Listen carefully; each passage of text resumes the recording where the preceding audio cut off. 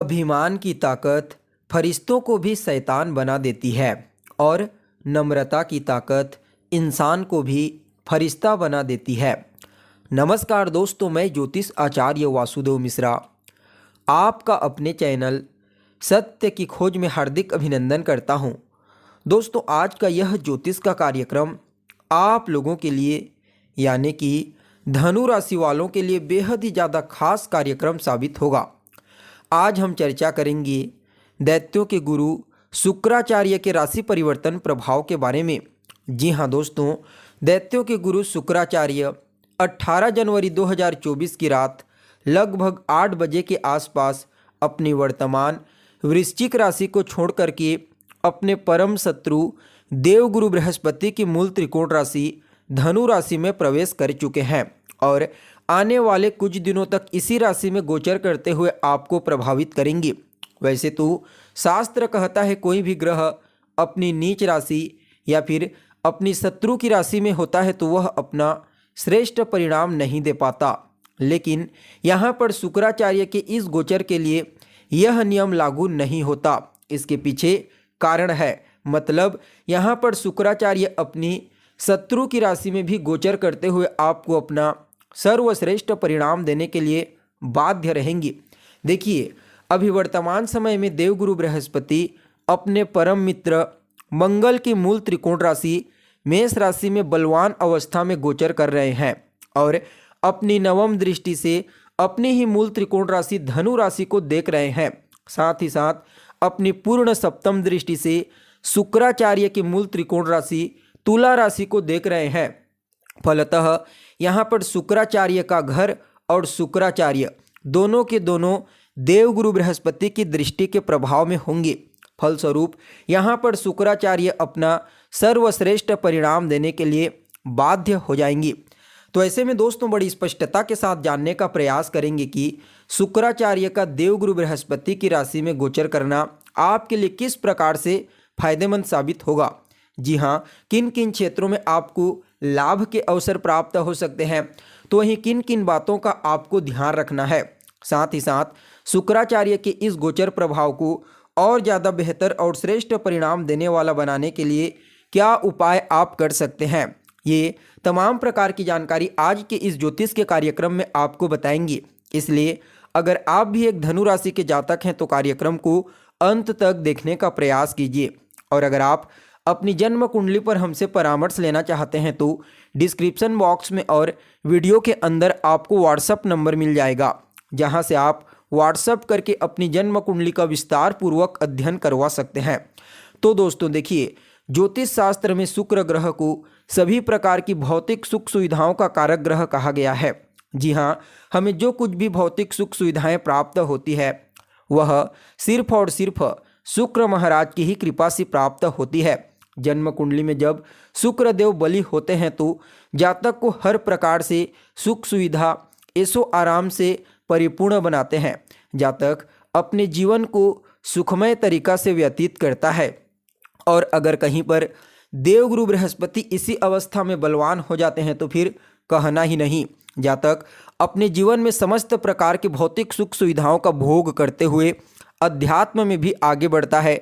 परिणाम स्वरूप अंत में उसे परम तत्व की प्राप्ति होती है। सो दोनों गुरु, चाहे वह देवगुरु बृहस्पति हो या फिर दानवों के गुरु शुक्राचार्य हो, चाहे जन्म कुंडली हो या फिर गोचर कुंडली, दोनों ही स्थितियों में इन दोनों गुरुओं का बलवान होना आवश्यक है, तभी इनका सर्वश्रेष्ठ परिणाम देखने को मिलता है। तो दोस्तों देखिए, अभी वर्तमान समय में शुक्र महाराज आपकी राशि से 12वें में गोचर कर रहे थे, लेकिन 18 तारीख को आपकी राशि में आ चुके हैं, यानी कि आपकी कुंडली के लग्न स्थान में पहले स्थान में। और यहाँ पर देवगुरु बृहस्पति आपकी कुंडली के पंचम भाव में गोचर करते हुए आपके लग्न को यानी कि आपकी राशि को शुक्राचार्य मंगल बुध के साथ दृष्टिगोचर करेंगे। जी हाँ, क्योंकि पहले से ही धनु राशि में मंगल और बुध दोनों ग्रह युति बना करके गोचर कर रहे हैं। फलस्वरूप यहाँ पर शुक्राचार्य को देवगुरु बृहस्पति का तो बल प्राप्त होगा ही, साथ ही साथ यहाँ पर मंगल और बुध का बल भी शुक्राचार्य को प्राप्त होगा, जिससे यह और ज़्यादा श्रेष्ठ परिणाम प्रदान करेंगे। तो सबसे पहले तो यहाँ पर आपके व्यक्तित्व को सूर्य के समान प्रकाशित कर देंगे। जी हाँ, इस समय आपका व्यक्तित्व बेहद ही ज़्यादा प्रभावशाली रहेगा। साथ ही साथ आपकी वाणी भी प्रभावशाली रहेगी। क्यों? क्योंकि बुध देव वाणी के कारक ग्रह होते हैं और शुक्र के साथ पहले तो बल प्राप्त करेंगे और देवगुरु बृहस्पति की दृष्टि से दृष्ट होंगे। जो ज्ञान के कारक होते हैं, ऊंचाई, सफलता, विवेक, समझदारी के कारक होते हैं, उनकी दृष्टि बुध के ऊपर पड़ना कहीं ना कहीं इस समय आपकी वाक शक्ति, आपकी वाणी को बेहद ही ज़्यादा मजबूत बना देगी। फलस्वरूप इस समय आप अपनी वाणी के प्रभाव से, अपने व्यक्तित्व के प्रभाव से कई प्रकार के पेंडिंग पड़े हुए कार्यों को पूरा करने का प्रयास करेंगे। वहीं देखा जाए तो यहाँ पर शुक्राचार्य अपनी पूर्ण सप्तम दृष्टि से कुंडली के सप्तम भाव को दृष्टिगोचर करेंगे, मित्र के साथ दृष्टिगोचर करेंगे। फलस्वरूप यह आपके वैवाहिक जीवन में खुशियाँ लाने वाले साबित होंगे। जी हाँ, इस समय आपके वैवाहिक जीवन में खुशियों का आगमन होगा। जीवन साथी के साथ आपके रिश्ते बेहतर होंगे। जीवन साथी का पूरा सपोर्ट इस समय आपको प्राप्त होने वाला है। वहीं देखा जाए तो जो लोग व्यापार करते हैं, चाहे आप स्वतंत्र रूप से व्यापार करते हैं या फिर पार्टनरशिप में व्यापार करते हैं, समझ जाइए देवगुरु बृहस्पति और दानवों के गुरु शुक्राचार्य के साथ ही बुध और मंगल की कृपा से इस समय आपको अपने व्यापार में विशेष तौर पर सफलता प्राप्त करने से, तरक्की करने से कोई नहीं रोक सकता। खास करके वह व्यापार जो खाने पीने से संबंधित हो, वस्त्रों से संबंधित हो, सौंदर्य वस्तुओं से संबंधित हो, सुगंधित वस्तुओं से संबंधित हो, इन क्षेत्रों में विशेष तौर पर व्यापारियों को शुक्राचार्य के इस गोचर काल के दौरान लाभ की प्राप्ति होने वाली है।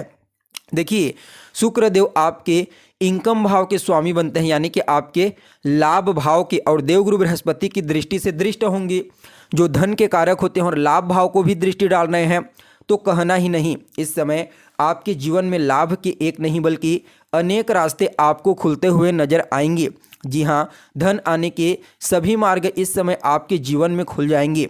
आपका रुका हुआ तो पैसा आपको प्राप्त होगा ही होगा। साथ में इस समय किसी बड़े प्रोजेक्ट में आपको कार्य करने का मौका मिल सकता है, या फिर आपके कार्य क्षेत्र में ही आपके वेतन में वृद्धि कर दी जाए, यानी कि धन की प्राप्ति आपको इस समय बड़ी मात्रा में होने वाली है। वहीं अगर आपकी कोई इच्छा है जो लंबे समय से पूरी नहीं हो पा रही है, तो समझ जाइए कि शुक्राचार्य की इस गोचर काल के दौरान आपकी वह अधूरी इच्छा इस समय पूरी हो जाएगी, जिससे आपके मन में प्रसन्नता की भावना देखने को मिलेगी। वहीं बड़े भाई बहनों के साथ आपके तालमेल बेहतर होंगे। आपके बड़े भाई बहनों को उनके कार्य क्षेत्र में विशेष तौर पर सफलता की प्राप्ति होगी। इस समय दोनों गुरु आपके व्यक्तित्व को, आपकी वाणी को, आपके नॉलेज को बेहद ही ज़्यादा मूल्यवान बना देंगे।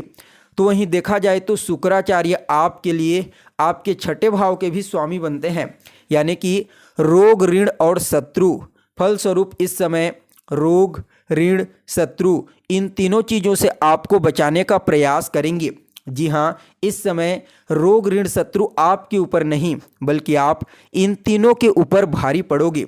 वहीं जो विद्यार्थी प्रतियोगी परीक्षा, किसी भी प्रकार से कोई कंपटीशन एग्जाम की तैयारी कर रहे हैं और आने वाले 10 से 15 दिनों में उनका एग्जाम है, तो समझ जाइए उन लोगों को भी दोनों गुरुओं की कृपा से इस समय सफलता प्राप्त करने से कोई नहीं रोक सकता। मामा पक्ष के साथ आपके तालमेल बेहतर होंगे और कहीं ना कहीं देखा जाए तो यह समय आपके पूर्व के पुण्यों को जागृत कर देगा।